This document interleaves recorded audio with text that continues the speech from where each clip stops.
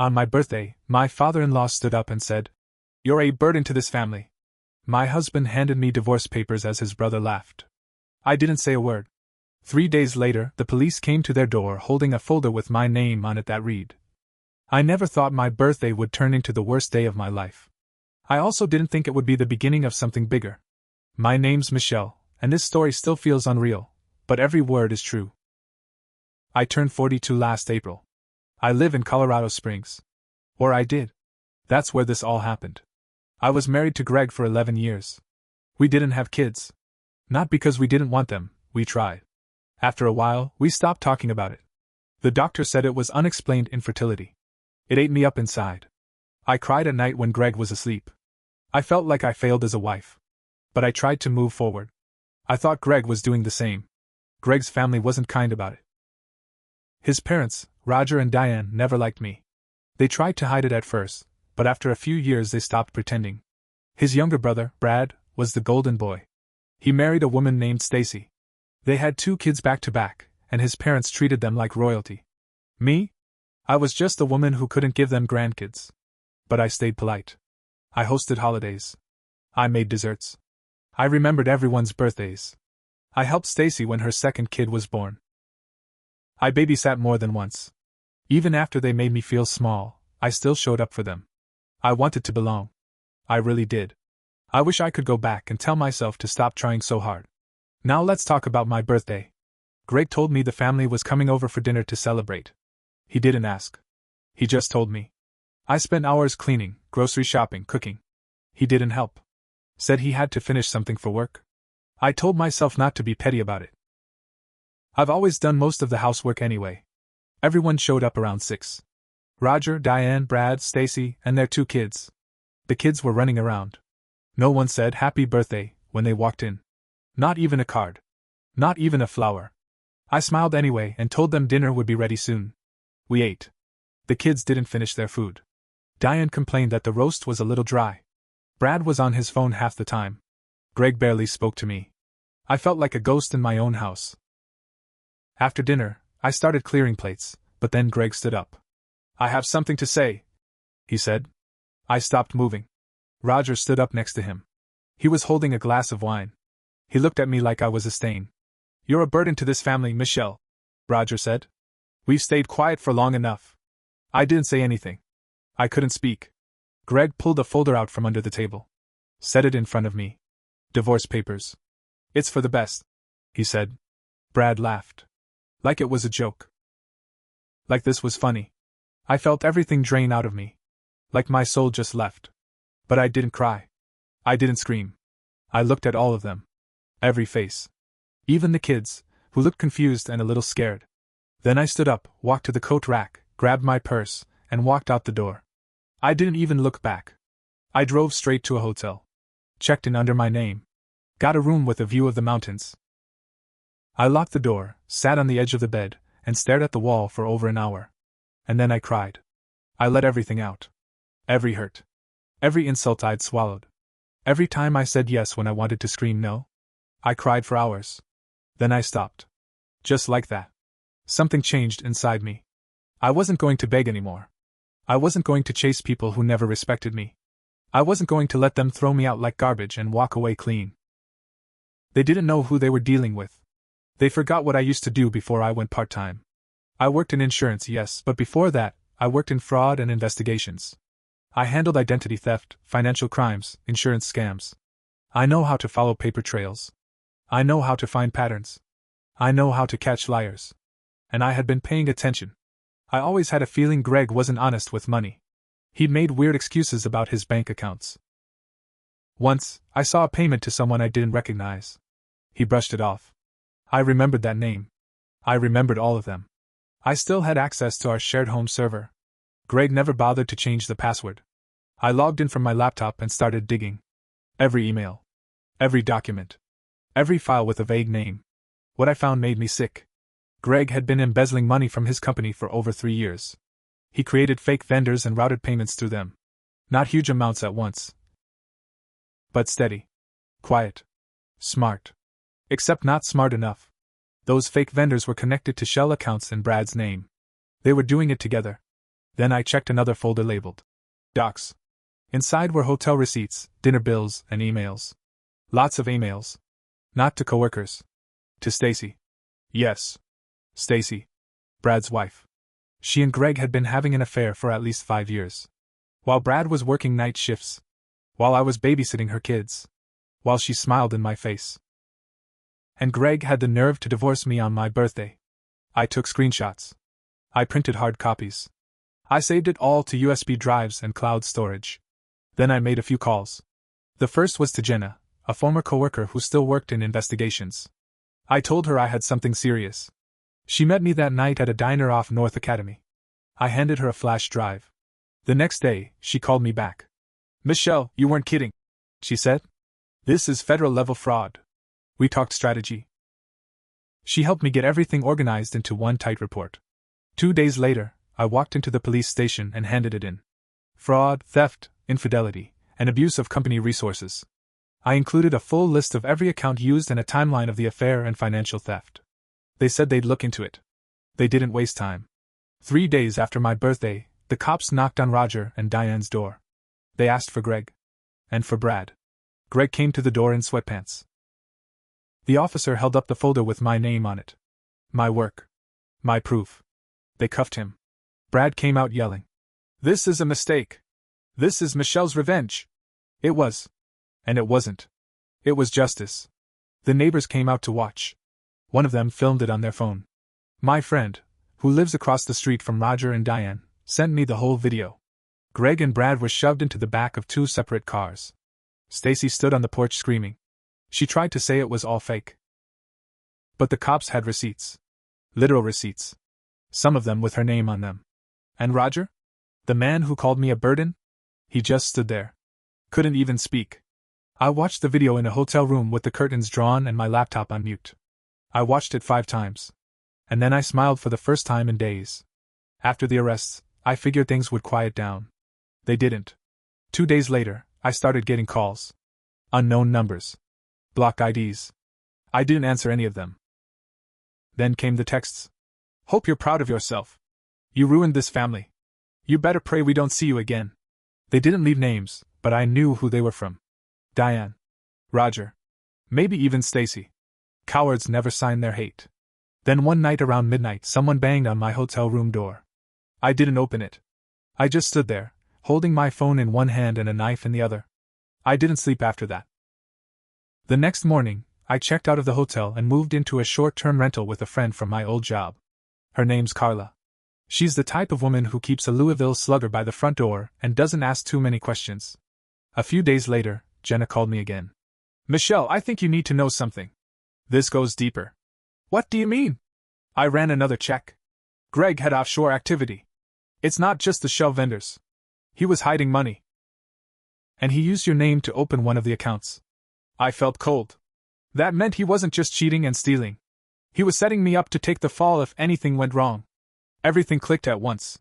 The reason he gave me those divorce papers so suddenly. The timing. The fake vendors. The fact that he handed me the folder right after Roger called me a burden. They planned it. He wanted me out of the way, divorced and humiliated, so if the authorities ever came knocking, he could claim I was bitter and vengeful, or worse, that I was the one behind the fraud. He was going to pin it all on me. I told Jenna to dig deeper. She did. She found more. Greg had backdated emails. Sent money to Stacy using fake PayPal business accounts. Even worse, some of the accounts used my old mailing address. If the cops hadn't believed me, if I didn't have experience in this field, I could have gone to jail. I went back to the police station with everything. Gave them a second report. Told them Greg wasn't just a thief, he was a liar and a manipulator who tried to use me as a shield. The detective in charge listened carefully. Took notes. He thanked me for coming forward. Then something unexpected happened. The district attorney's office called me directly. A woman named Renee. Tough voice. No nonsense. She asked if I'd be willing to testify. I will, I said. But only if you go after all of them. That got her attention. Who's all of them? Roger knew. Diane knew. Maybe even Stacy's parents. Brad's not smart enough to hide money overseas without help. And someone helped Greg make those documents. I want everyone involved held responsible. She didn't promise anything, but I could tell she was listening closely. The next week, subpoenas started flying. I found out through Carla's cousin, who works at the courthouse. He said Roger and Diane were both served. Stacy too. Diane tried to play innocent, but the authorities already had phone records.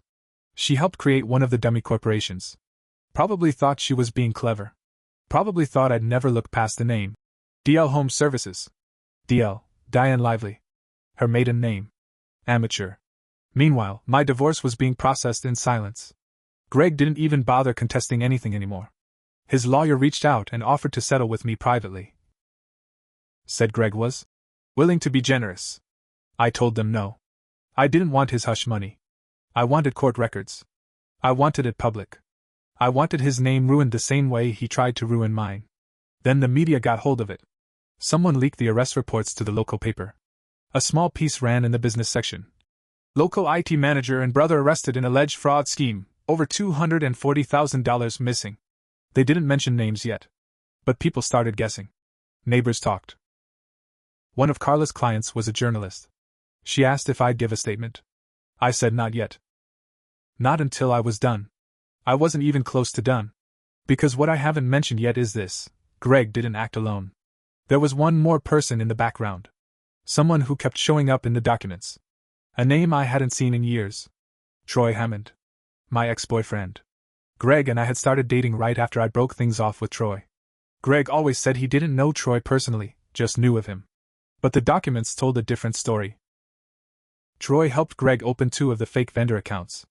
One was in Texas. One in Nevada. Troy used to live in both states. That's when I knew this wasn't just betrayal. This was revenge. Greg had been working with my ex, behind my back, for years. I sat on the edge of Carla's guest bed that night, staring at my laptop, shaking. This wasn't just about money. They had planned to ruin me. And I was just getting started. The more I looked into Troy Hammond, the more things stopped making sense. I hadn't seen or spoken to Troy since I was 28. We dated for 3 years, broke it off when I found out he was cheating. That was long before Greg. They weren't friends. Not even from the same circles. So why was Troy helping Greg? I started pulling every document Jenna helped me collect. Vendor creation forms. Dummy invoices. Bank records. I kept seeing the name, Hammond Logistics, show up tied to deposits. That company wasn't registered in Colorado or Nevada. But it was tied to 2 P.O. boxes. Both under Troy's name. I called Jenna. You said Greg and Brad were the main ones, but how involved is Troy? She paused. I didn't want to say anything until I was sure. Michelle, it's bad. He's deeper in this than Brad. Apparently, Troy was the one who helped Greg move the money offshore. He handled what Jenna called the cleanup trail. The final stops in the laundering process before the money disappeared into crypto or bounced through European accounts. This wasn't Greg playing office criminal. This was organized. Jenna dug into Greg and Troy's connection. That's when the real twist came out. They met in college. Not friends, but roommates. For 1 year. They hated each other by graduation. Greg once told me a vague story about an old roommate who screwed him over on a project. I never asked who it was. It was Troy. And now, somehow, they were working together. Why? Because of me. Greg didn't fall in love with me by accident. I found messages, old ones, buried deep in an archived Yahoo account Greg must have forgotten was synced. Emails from Troy. Dated months before Greg and I met. Subject line: she's finally single. Body: you said you'd do it if the time ever came. This is it. Just don't fall for her. That was almost 13 years ago. Greg didn't meet me through mutual friends, like he said. He targeted me. He saw me as a challenge. Troy's ex. A woman Troy couldn't control. Greg made it his mission to get close to me, make me trust him, marry me, and eventually, destroy me. All because of some sick bet or ego trip between 2 pathetic men. I was never Greg's beloved wife. I was a trophy. A win. And once I lost value, once I couldn't give him kids, I became disposable. I stayed up all night reading those emails. Messages between Greg and Troy. For years they'd been trading stories about me behind my back. Joking. Laughing. Troy: still can't believe she married you. Greg: it's like raising a smart dog. You throw treats, it listens. I nearly threw up. The next morning, I took everything to the DA's office. Renee met with me in person.